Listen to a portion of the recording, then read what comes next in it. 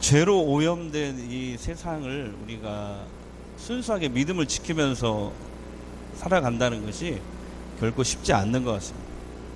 2000년 전에도 그런 고민으로 굉장히 힘들어했던 그런 성도들이 있었어요. 그게 오늘 성경에 나오는 두아디라 교회 성도들입니다. 그러니까 먹고 살자니 죄를 짓게 될 것 같고, 죄를 안 짓자니 먹고 살기 힘들 것 같고, 그런 상황이죠. 그러니까 참으로 풀기 어려운 그런 과제를 안고 하루하루를 살아갔던 그런 성도들입니다. 당시 이 두아디라 교회 성도들이 살았던 2000년 전에 이 두아디라라는 이 도시는 그때 당시 제조업이 굉장히 발달을 했대요. 그래서 네 가지가 특별히 발달을 했는데, 모직, 피혁, 그 다음에 염료. 루디아라는 사람이 그 자주색, 염색 물들인 비단을 팔았잖아요. 그 사람도 여기 출신이에요. 당시에 자주색 물들인 그 옷감은 부의 상징이었다고 합니다. 아무튼 이 염료, 그 다음에 청동, 주석이 청동, 이 산업이 굉장히 성업을 이뤘던 그런 도시가 두아디라였습니다. 근데 이 도시의 특징 중에 가장 큰 특징이 뭐냐면은 바로 동종 업계별로 노동조합, 협동조합이 굉장히 많이 있었다는 거예요. 다른 도시보다. 길드라고 하는데요. 그 협동조합을 길드, 우리는 협동조합이라고 하는데, 길드라는 이런 협동조합이 업종별로 다 있었다는 거예요. 그리고 그 조합별로 이렇게 그 조합이 섬기는 수호신들이, 우상들이 다 있었다는 거예요. 그리고 정기적으로 이렇게 갯날, 우리 식으로 하면 갯날 모이는데, 그날이 제삿날이, 우상에게 제사를 드리는 날인데 모든 조합원들이 다 모이는 거예요, 그날. 그래가지고 모여서 뭐 하냐면 사업을 논의하는 거예요. 정보도 교환하고요. 예. 그러니까 장사하려면 이 모임에 와야 돼요. 조합에 가입을 해야 되고. 그리고 신전에, 그 우상 신전에 그 돈을 바치고, 그 다음에 우상에게 드렸던 그 재물을 먹고 이제 술을 마시면서 건하게 취하기 시작하는 겁니다. 이제 취기가 이렇게 막 올라오고 분위기가 후끈 달아오를 때, 그 다음에 마지막 뒤풀이로 하는 게 뭐냐면, 그 신전에 있는 여자 사제들과 함께 음행을 하는 것입니다. 그게 마무리였어요. 그러니까 이 두아디아라는 이 도시에서 먹고 살려면 사람들은 어쩔 수 없이 이 조합에 가입을 해야 되고요. 업종별로 조합에 가입을 해야 되고, 거기서 우상 숭배를 정기적으로 해야 되고, 우상 숭배를 끝나는 게 아니고 반드시 음행을 해야 했다는 것이죠. 그러니까 여러분 한번 생각해 보세요. 이 도시가 얼마나 성적으로 타락하고 우상이 굉장히 많았던 그런 도시인지 여러분 한번 상상을 해 보십시오. 그래서 이 두아디라 도시에 살고 있는 성도들은 이 문제로 많은 고민을 했던 것 같아요. 이 문제로. 아니, 먹고 살자니 죄 지어야 되고, 죄를 안 짓자니 먹고 살기 힘들고, 죄를 안 지으려면 협동조합에, 길드에 가입을 안 해야 되는데, 그럼 먹고 살 수가 없잖아요. 어떻게 해야 되나, 이런 고민에 휩싸였던 것 같아요. 그때 이 교회에 혜성같이 등장한 한 여자가 있었으니, 그 이름이 바로 이세벨이라 하는 여자입니다. 이 여자는 자기가 하나님의 선지자라고 말을 하면서 성도들에게 미혹을 합니다. 근데 이렇게 얘기하는 거예요. 여러분, 그냥 눈 한번 딱 감고 우상에게 절하세요. 그런다고 우리가 하나님을 믿지 않는 게 아니잖아요. 형식이 뭐가 중요해요? 속마음이 중요하지. 속으로 하나님 믿으면 되는 거잖아요. 우리 그리스도 안에서 자유 얻었잖아요. 그러니까 조합에 가입해서 잠깐 숭배하고 잘 살면 좋지 뭐 그래요. 이런 식으로 성도들에게 연설을 했던 것 같아요. 거기에 이 이세벨의 가르침, 이 이세벨의 교훈에 두아디라에 있는 많은 성도들은 미혹이 되었습니다. 그래서 그때부터 죄와 타협하기 시작하고, 죄를 용납하고, 죄를 가볍게 여기기 시작했던 것 같습니다. 자, 이세벨이란 여자가 교회에 들어오기 전, 이세벨이라는 여자를 교회가 받아들이기 전까지 이 두아디라 교회는 사실 주님께 칭찬받는 교회였어요. 교회의 가장 중요한 4가지 덕목을 훌륭하게 잘 실천하는 교회였어요. 사랑과 믿음과 섬김과 인내. 다 같이 해볼까요? 시작. 사랑과 믿음과 섬김과 인내. 이게 충만했고, 또 뭐라고 주님이 칭찬했냐면 사업을 정말 잘한다. 무슨 말? 사업. 주님의 사업이 뭐예요? 전도하고 기도하고 봉사하고 구제하는 일이죠. 이런 것들을 잘했다. 근데 주님이 칭찬이 또 뭐냐면 처음보다 나중이 더 훌륭하다. 우리는 용두삼이잖아요. 처음에 잘했다가 점점 흐지부지 되고 그러는데 이 두아디라 교회 성도들은 처음보다 나중이 더 훌륭하게 이런 일들을 해내기는 것이죠. 자, 본문 19절 한번 보겠습니다. 자, 시작. 내가 내 사업과 사랑과 믿음과 섬김과 인내를 아노니 내 나중 행위가 처음 것보다 많도다. 그런데 이 이세벨, 이 거짓 여선지자를 교회가 용납하면서부터 교회가 받아준 거예요, 그 여자를. 그러면서 성도들이 그 여자에게 미혹을 당하기 시작하고, 그래서 죄와 타협하고 타락하게 된 거예요. 아, 그래, 그렇지. 저 이세벨, 저 선지자님의 말이 맞아. 아니, 먼저 먹고 살아야, 뭐 돈이 있어야 신앙생활도 하는 거 아니야? 예?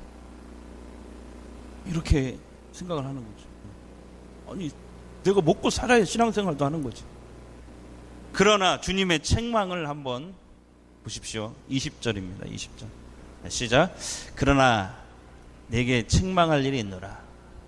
자칭 선지자라 하는 여자 이세벨을 내가 영납하면 그가 내 종들을 가르쳐 꿰어 행음하게 하고 우상의 제물을 먹게 하는도다. 근데 여러분, 왜 이렇게 두아디라 교회 주의 종들까지, 주의 종들, 일반 평신도라면 이해가 가는데 주의 종들도 여기에 넘어지고 성도들도 이세벨이라는 이 거짓 여 선지자한테 왜 이렇게 미혹을 많이 당했을까요? 그걸 제가 깊이 연구해 보니까 24절이 그 단서입니다. 24절에 보면 주님은 이 이세벨의 교훈, 이세벨의 가르침을 뭐라고 얘기했냐면 사탄의 깊은 것이다, 이렇게 얘기합니다. 다 같이요? 뭐라고 한다고요? 사탄의 깊은 것. 사탄의 깊은 것. 사탄의 깊은 것 얘기를 하거든요. 여기서 우리가 단서를 찾았어요. 24절을 한번 읽겠습니다. 시작. 두아디라에 남아있어 이 교훈을 받지 아니하고 소위 사탄의 깊은 것을 알지 못하는 너희에게 말하노니. 주님이 이세벨의 교훈을, 가르침을 사탄의 깊은 것이라고 말씀하시거든요. 그래서 성경학자들에 의하면은 왜 이렇게 두아디라 교회 성도들이 이세벨이라는 이 여자에게 이렇게 미혹을 당하고 넘어갔느냐, 성경학자들이 연구를 하니까 이 여자가 굉장히 미모가 뛰어났다는 거예요. 미모가 구약 성경의 이세벨처럼, 이세벨이 구약에 나오는 이세벨은 악녀의 대명사잖아요. 악녀의 대명사. 그래서 주님도 이세벨이라는 말을 쓴 것 같아요. 굉장히 미모가 뛰어나고 그 다음에 말을 굉장히 잘했다고 그래요.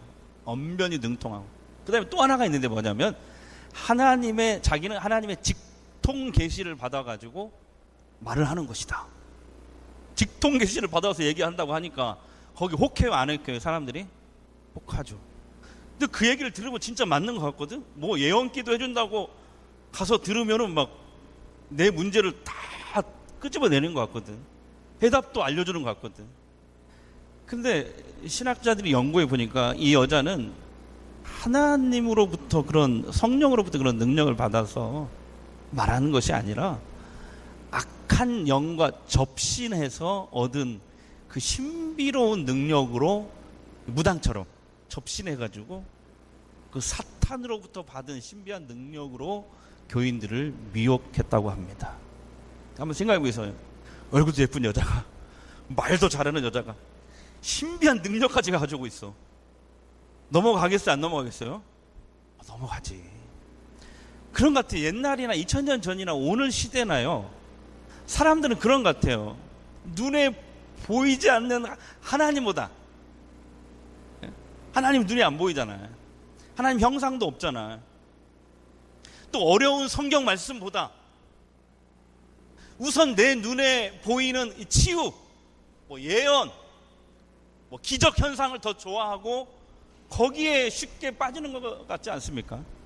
옛날이나 지금이나 그런 것 같아요. 그래서 근데 우리가 예수님의 이 경고의 말씀을 우리가 잘 귀담아 들어야 돼요. 한번 보겠습니다. 마가복음 13장 22절입니다. 시작.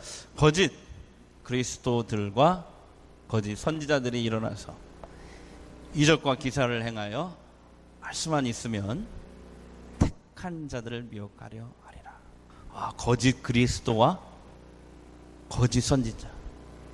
지금 한국에 자기가 메시아라고, 이만희를 포함해서 메시아라고 말하는 사람이 38명이나 있다고 합니다. 우리나라에. 자, 그런 거짓 그리스도와 거짓 선지자들이 일어나서 택한 자들, 우리잖아요. 예수 믿는 사람들을 미혹하는데 뭘 가지고 미혹한다고 그래요, 예수님이? 이적과 기사를 행하여. 그러니까 눈에 보이는 이적과 기사만 보고 쫓아가면 어떻게 된다? 미혹당하는 거죠. 기독교는 보고 가는 게 아니고 하나님의 말씀을 듣고 가는 것이다. 그 약속의 말씀을 믿고 가는 것입니다. 그 약속의 말씀을 믿고 가다 보면 거기에 하나님의 약속의 실상이 나타날 줄 믿습니다. 그래서 주님은 이렇게 두아디라 교회를 죄로 오염시키는 이 이세벨이라는 거짓 여선지자를 바로 심판하지 아니하고 기회를 주셨대요. 회개할 수 있는 기회를 주셨다는 거예요. 근데 듣질 않는 거예요. 이 여자가 음행을 회개하지 않아. 그래서 주님은 이세벨과, 오늘 성경에 그의 자녀들이 나오죠. 그 자녀는 딸 아들이 아니고 그 이세벨이란 거짓 선지자의 미혹당한 성도들을 얘기하는 거예요. 이 자녀들 끝까지 회개하지 않는 이 성도들을 심판하시겠다고 예수님이 선언하십니다. 자, 22절 23절 보겠습니다. 시작. 볼지어다 내가 그를 침상에 던질 터요. 침상에 던진다는 얘기는 무슨 말이냐면 병상에 던져버리겠다, 이런 뜻입니다. 병으로 영원히 못 일어나게 하겠다, 이런 뜻입니다. 그 다음에 또 그와 더불어 간음하는 자들. 여기서 그와 더불어 간음하는 자는 뭡니까? 이제 이세벨이라는 여자의 미혹당해서 우상 숭배하고 행음하는, 그러니까 육체적인 간음, 영적인 간음 모두 행하는 이런 성도들, 회개할 기회를 줬는데 회개하지 않은 성도들이 끝까지 회개하지 않으면 어떻게 한다고? 주님이 큰 환난 가운데 던지고, 큰 환난 가운데 던진다는 건 큰 고통을 주겠다는 거예요. 그 다음에 또 내가 사망으로 그 자녀를 죽이리니, 하나님이 직접 심판하시겠다는 거예요. 근데 주님이 또 말씀하시는 게 소수지만, 정말 소수지만 교회 안에 이세벨의 교훈을 따르지 않았던 성도들이 있었다는 거예요. 그리고 우리 주님이 회개하고 비록 이세벨의 꼬임에 넘어가서 죄를 지었을지라도 이제 회개하고 돌아오는 성도들이 있다면 그것을 이긴 자라고 말씀하십니다. 처음부터 그 이세벨의 교훈에 넘어지지 않았던 사람들, 소수지만 그 성도들하고 넘어졌지만 다시 회개하고 돌아온 이긴 자들에게는 두 가지 축복을 약속하십니다. 자, 26절, 28절입니다. 읽겠습니다. 시작. 이기는 자와 끝까지 내 일을 지키는 그에게 뭘 준다고요? 만국을 다스리는 권세를 주리. 28절, 내가 또 그에게 새벽별을 주리라. 만국을 다스리는 권세를 주신다. 새벽별을 주신다. 이것을 연구해 보니까 쉽게 말해서 이런 뜻이에요. 주님이 언젠가 재림하시잖아요. 재림할 때 이 땅이 에덴 동산, 하나님의 나라로 바꾸어집니다. 지옥에 열려서 거기에 모든 이제 사탄과 거짓 선지자 또 적그리스도들이 다 심판을 당하고 악은 전부 다 지옥으로 던져지고 이제 하나님이 이 땅에 새롭게 만드실 새하늘과 새 땅, 천국이 하나님 나라가 이 땅에 이루어지는데 그때 누가 심판하냐면 주님이 심판하시고 그 하나님 나라를 영원히 통치하십니다. 그때 주님이 통치하실 때 바로 이긴 자들을 그 예수님의 통치에 함께 동참시키겠다라는 축복의 약속의 말씀이에요. 엄청난 축복의 약속의 말씀이죠. 자, 두아디라 교회 교인들처럼 오늘 21세기를 사는 우리 그리스도인들도 세상의 요구대로 살 것이냐 아니면 주님의 말씀대로 살 것이냐, 이런 기로에 서서 우리가 갈등을 겪을 때가 많지 않습니까? 우리도 마찬가지. 아니, 세상의 요구대로 살지 않으면 왕따를 당하기 쉽잖아요. 직장이나 사업하는 사람. 반대로 세상의 요구를 따르면 주님의 말씀에 어긋날 때가 많잖아요. 여러분, 이세벨은요 지금도 우리 곁에 살아있는 거예요. 우리 곁에 있어요. 이세벨의 유혹을 따라가느냐 안 따라가느냐, 주님이냐 세상의 쾌락이냐, 그리스도냐 세상의 권력자냐, 선택해야 되는 거죠. 이런 기로에 서 있지 않습니까? 그런데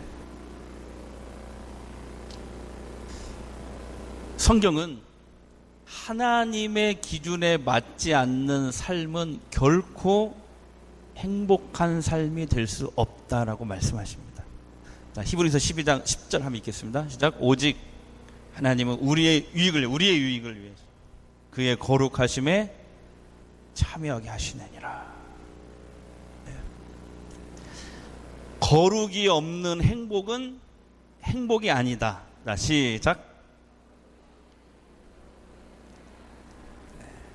아니, 목사님 현실을 잘 모르시네요. 신앙의 순결, 거룩 다 좋아요. 근데 그거 지키려다가 세상에서 왕따 당하고 제대로 먹고 살 수 없다니까요. 직장에서도 왕따 당한다니까요. 아니, 적당히 타협도 하고 세상과 잘 지내면서 살아야 먹고 살지요. 먹고 살아야 신앙생활도 하고 건축 헌금도 내고 그럴 거 아닙니까? 신앙을 버린다는 게 아니잖아요 라고 이렇게 지금 속으로 저에게 오늘의 현실을, 그리스도인들이 처한 현실을 항변하실지 모르겠습니다. 여러분들, 그런 우리들의 현실에도 불구하고 성경은 우리에게 단호하게, 아주 단호하게 말씀하십니다. 로마서 6장 23절입니다. 시작. 죄의 삭은 사망이요. 여기서 사망은 육체적인 죽음만 얘기하는 게 아니에요. 육체가 죽으면 둘째 사망이 있어요. 하나님 심판을 받고 지옥 형벌이 있습니다.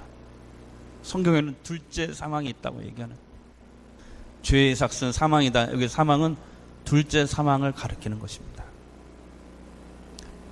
그러므로 여러분, 우리가 못 먹고 못 사는 것보다 더 무서워해야 될 것이 있는데 그게 바로 죄인 것입니다. 바로 죄예요. 적당히 타협하고 죄를 짓고 술수를 부리고 속이면서 살아가는 사람들은 실제로 보면은 잘 살아가는 것처럼 보입니다. 어쩌면 그 사람들의 말이 맞는 것처럼 보입니다. 그래서 괜히 나만 고집 부리다가 나만 바보 되고 나만 손해보고 나만 실패하고 나만 고생하는 건 아닌가? 에? 나만 손해보는 거 아닌가? 이런 생각이 들 수 있어요. 하나님의 방식보다 세상의 방식이 훨씬 더 쉽고 빠르고 넓어 보입니다. 그런데 여러분 기억하십시오. 그러면 뭐합니까 여러분? 넓은 길이면 뭐합니까?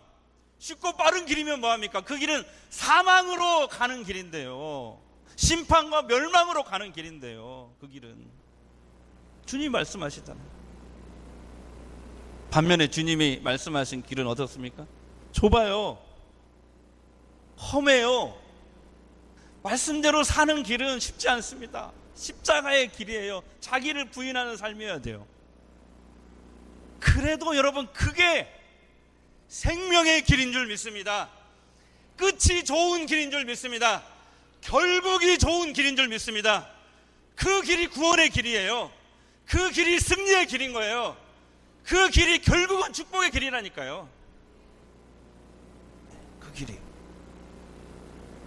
그래서 세상 사람들이 다 자기 본능대로 살고, 자기 욕구대로 살고, 자기 소견에 오른 대로 산다 한다 할지라도, 우리 하나님의 백성들은, 하나님의 자녀들은 자기의 본능을 부인하고 하나님의 뜻과 말씀에 따라 살아야 될 줄로 믿습니다. 네? 그것이 주님이 원하는 거룩이고 영적, 육적인 순결을 지켜나가는 길인 거예요.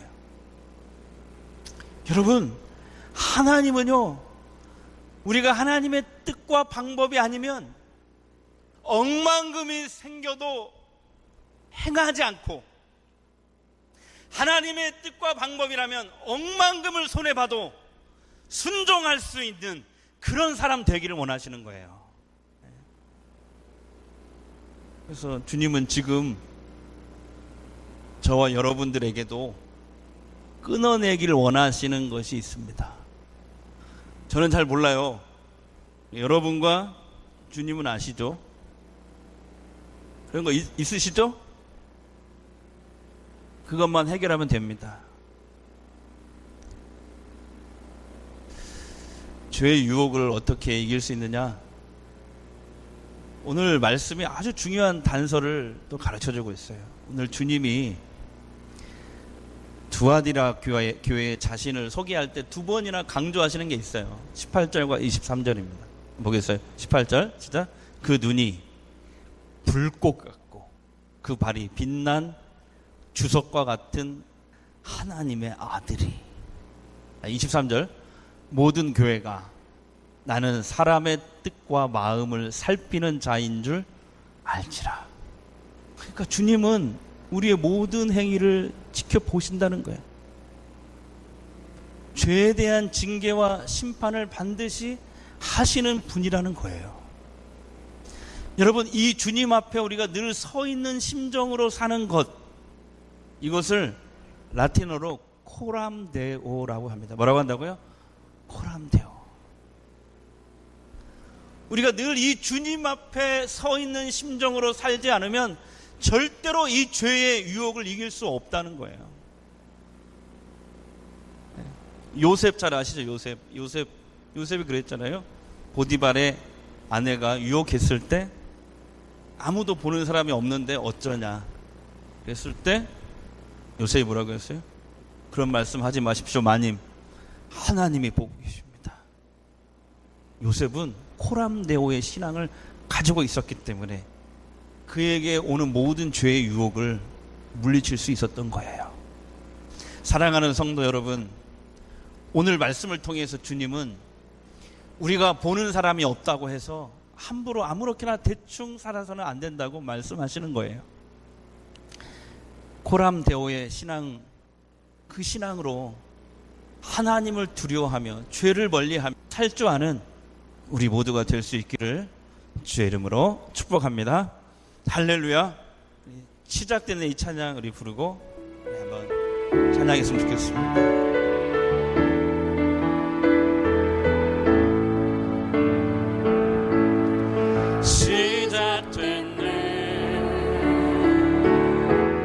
우리 주님의 능력이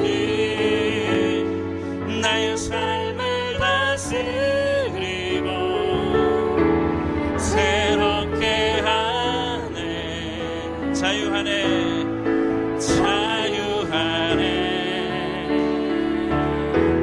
저 사망으로부터 나의 삶은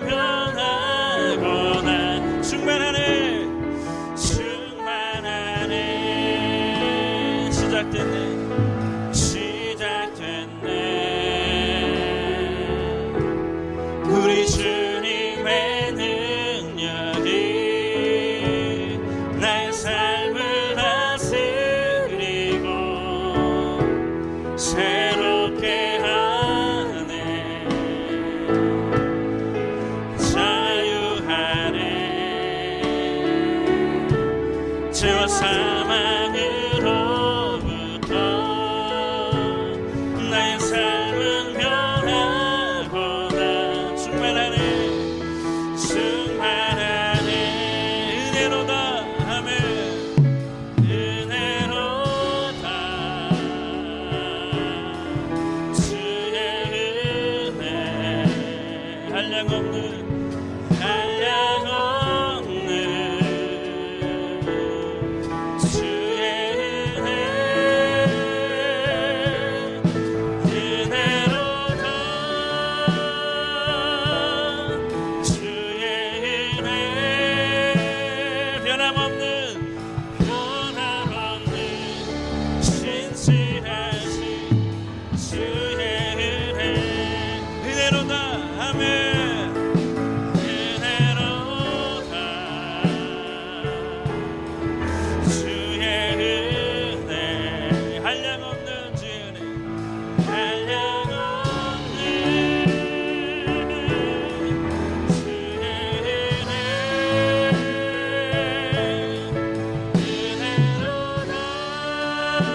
아멘. 주의 은혜.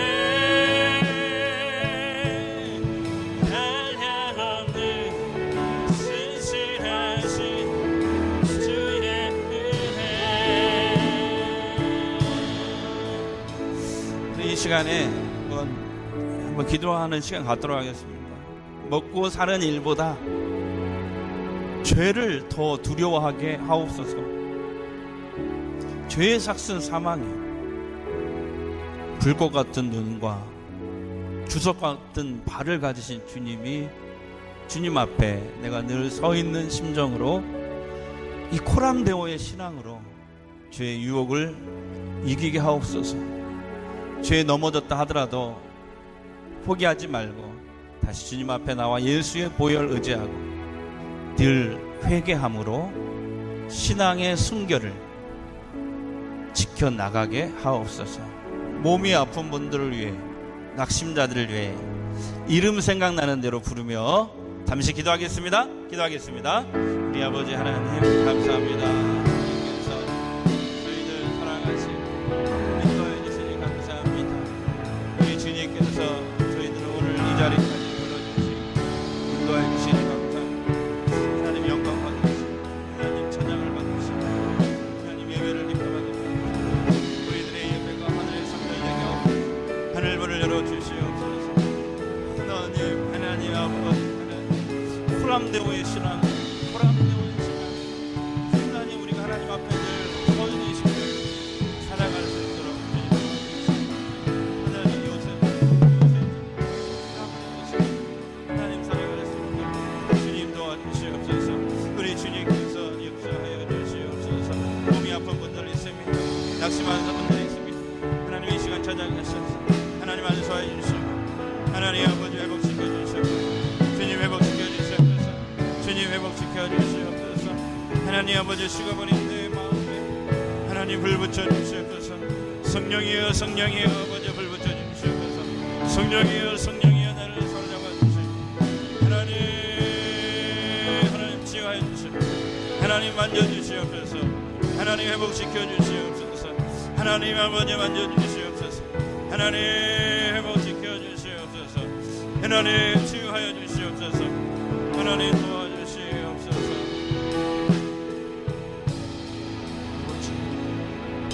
이 시간 주님 찾아오셔서 능력의 손으로 만지시옵소서. 치유하여 주시옵소서. 회복시켜 주시옵소서.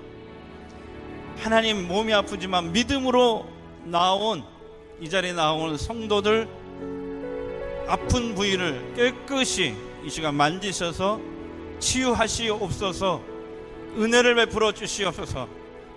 또 병상에서 또 가정에서 또 여러 가지 이유로 나오지 못한 사랑하는 성도들 하나님 이 시간 성령이여 찾아가셔서 만져주시고 여호와 라파 치유의 광선을 비춰 주시옵소서. 은혜의 해를 비춰 주시옵소서. 예수님의 이름으로 기도합니다.